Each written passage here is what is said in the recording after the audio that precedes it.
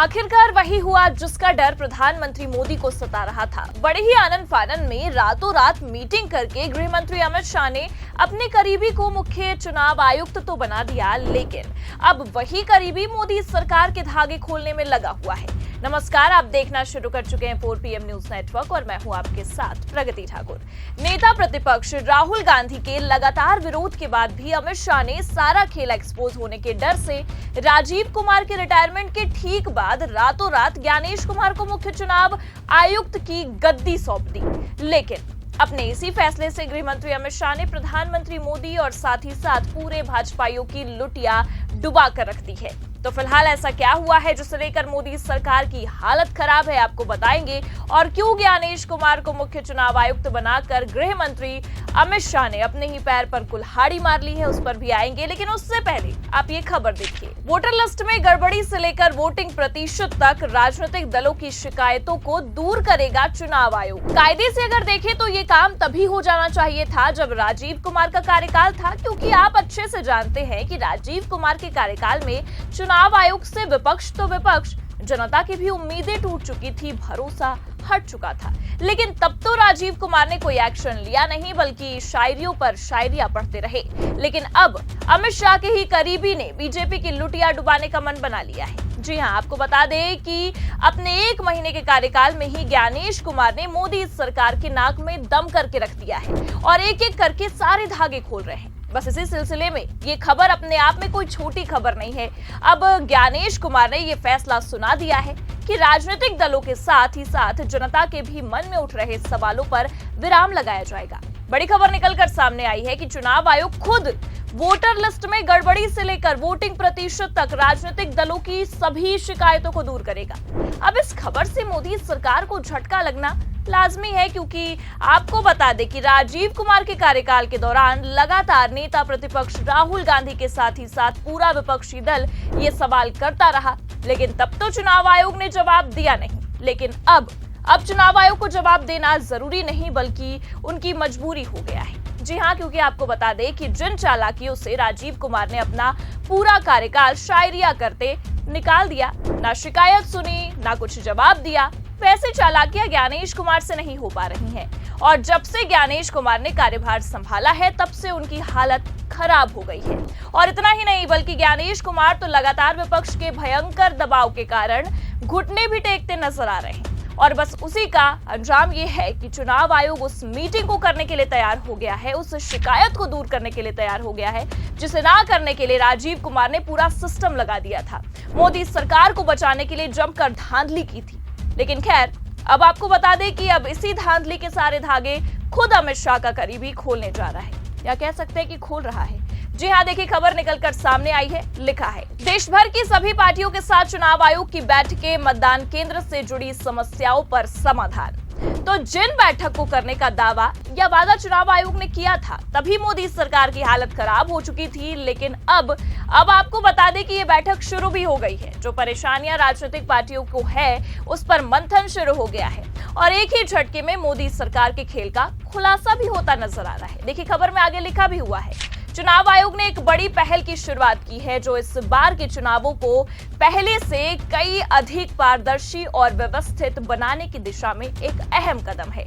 देश भर के 4123 इलेक्टोरल रजिस्ट्रेशन ऑफिसर्स अपनी अपनी विधानसभा क्षेत्रों में सभी राजनीतिक दलों के साथ बैठक कर रहे हैं ताकि मतदान केंद्र स्तर की बची हुई सभी समस्याओं का समाधान समय पर किया जा सके। ये केवल एक औपचारिक प्रक्रिया नहीं है, बल्कि चुनाव आयोग द्वारा की जा रही एक सक्रिय कोशिश है कि हर स्तर पर पारदर्शिता बनी रहे और चुनाव से जुड़ा हर छोटा बड़ा मुद्दा समय रहते सुलझा लिया जाए। और इतना ही नहीं, आपको बता दें कि चुनाव आयोग ने केवल विधानसभा स्तर पर ही नहीं, बल्कि देश की सभी 788 जिला निर्वाचन अधिकारियों और 36 मुख्य निर्वाचन अधिकारियों को भी निर्देश दिए हैं कि वे अपने अपने जिलों और राज्य केंद्र शासित प्रदेशों में इसी तरह की बैठकें आयोजित करें। देखिए, खबर में आगे लिखा भी है, इन बैठकों के जरिए ये सुनिश्चित किया जा रहा है कि कोई भी मुद्दा लंबित ना रहे और चुनाव प्रक्रिया में किसी तरह की बाधा उत्पन्न ना हो। ये पूरी प्रक्रिया निर्वाचन से संबंधित नियमों जैसे कि जनप्रतिनिधित्व अधिनियम 1950 और 1951, मतदाता पंजीकरण नियम 1960, चुनाव संचालन नियम 1961 और आयोग द्वारा समय समय पर जारी की गई गाइडलाइंस के तहत ही संचालित की जा रही है। चुनाव आयोग ने यह भी स्पष्ट किया है कि सभी बैठकें 31 मार्च 2025 तक पूरी कर ली जाएंगी। तो देखा आपने, मतलब साफ है कि 31 मार्च तक सभी राजनीतिक दलों के साथ चुनाव आयोग की बातचीत होना तय है और 31 मार्च तक सबकी शिकायतें सुन भी ली जाएंगी और इस पर निवारण निकालने का भी उपाय ढूंढना शुरू कर दिया जाएगा।